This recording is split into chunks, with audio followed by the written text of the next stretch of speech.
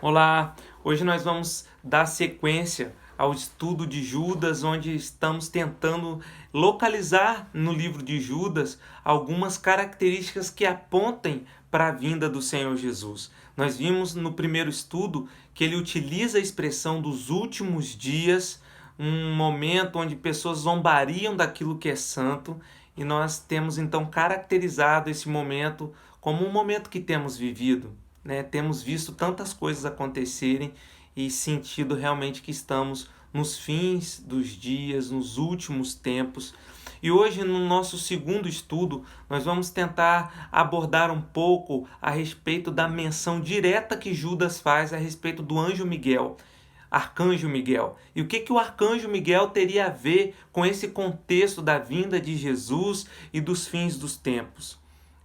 Judas, capítulo 9, cita o arcanjo Miguel dizendo assim: contudo, nem mesmo o arcanjo Miguel, quando estava disputando com o diabo acerca do corpo de Moisés, ousou fazer acusação injuriosa contra ele, mas disse: o Senhor o repreenda.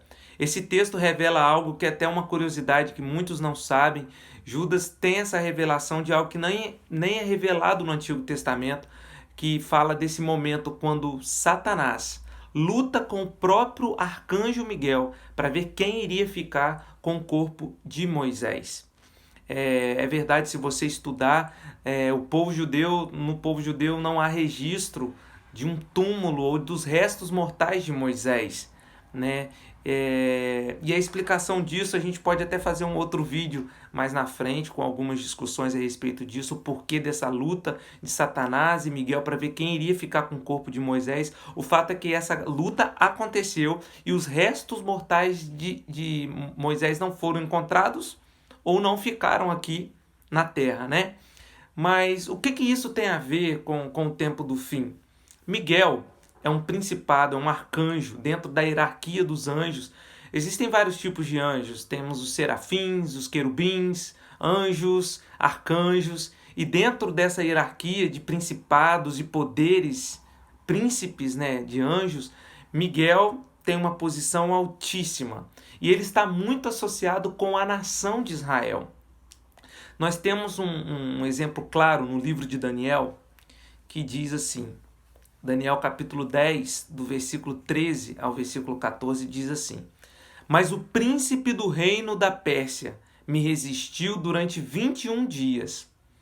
Ou seja, aqui, quem lê a primeira vez, parece até que o príncipe do reino da Pérsia é uma pessoa, um humano, mas não é. Isso aqui é um principado das trevas que estava lutando nos ares daquela região para impedir que o mensageiro viesse até Daniel e trouxesse a resposta de Deus para Daniel. Então houve uma intervenção do arcanjo Miguel nessa luta das trevas contra esse mensageiro. Miguel teve que intervir para que o mensageiro então conseguisse trazer a mensagem para Daniel.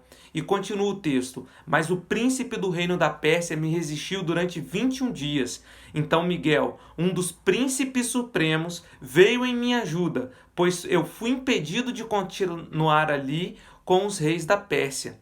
Agora vim explicar a você, Daniel, o que acontecerá ao seu povo, pois a visão se refere a uma época futura. No mesmo capítulo 10 de Daniel, no versículo 21, nós lemos: mas antes revelarei a você o que está escrito no livro da verdade, e nessa luta ninguém me ajuda contra eles, senão Miguel, o príncipe de vocês, dos judeus.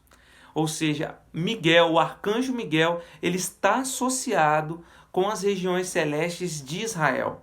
É um anjo, um arcanjo que atua em proteção, em favor à nação de Israel, quando falamos de nações.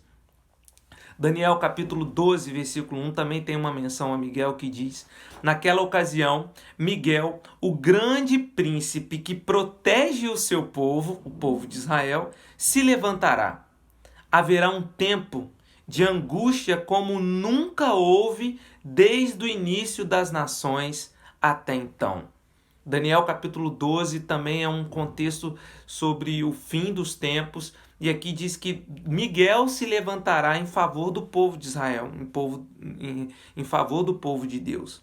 Mas naquela ocasião, o seu povo, todo aquele cujo nome está escrito no livro, será liberto. Então é interessante observar que o arcanjo Miguel volta a ser mencionado justamente na carta de Judas. E mais tarde, logo em seguida, ele também será mencionado no livro de Apocalipse. Provavelmente isso tem as suas razões. Afinal, Judas descreve o tempo do fim, um tempo em que Israel novamente existirá como Estado. E temos visto isso. Isso tem acontecido na geração um pouco antes da nossa, né, da minha idade. 1948, Israel ganha o território reconhecido como nação de Israel, e a partir dessa data, muitas pessoas, muitos judeus espalhados nos 4 cantos da terra têm retornado para a nação de Israel, para cumprir o propósito de Deus, que diz em várias profecias que o Senhor iria ajuntar o povo de Israel dos 4 cantos da terra. E ele quer ajuntar o povo porque ele virá como Messias para o povo de Israel. Então ele está ajuntando todos esses judeus dos 4 cantos da terra, porque o Messias virá, assim como ele virá para a igreja, para os seus, ele também virá para o povo de Israel. E se você fizer uma pesquisa rápida aí, você vai ver que vários rabinos judeus estão nessa expectativa da chegada do Messias, né? Miguel voltará a se empenhar por Israel, que estará passando pela grande tribulação. A menção a Miguel no livro de Judas pode indicar que os sinais dos tempos finais nele mencionado poderiam coincidir com a volta dos judeus à terra dos seus patriarcas, que é o que a gente tem visto, né? O Senhor tem um zelo especial por Israel. E nós, como igreja do Senhor Jesus, que temos o Espírito Santo, temos que clamar para que os olhos dos judeus sejam abertos, para que a redenção maravilhosa de Jesus chegue até os judeus. Precisamos clamar pela redenção do povo de Israel. Deus te abençoe. Amanhã partiremos para o 3º item que encontramos no livro de Judas, que tem a ver com a volta de Jesus. Deus te abençoe. Tchau, tchau.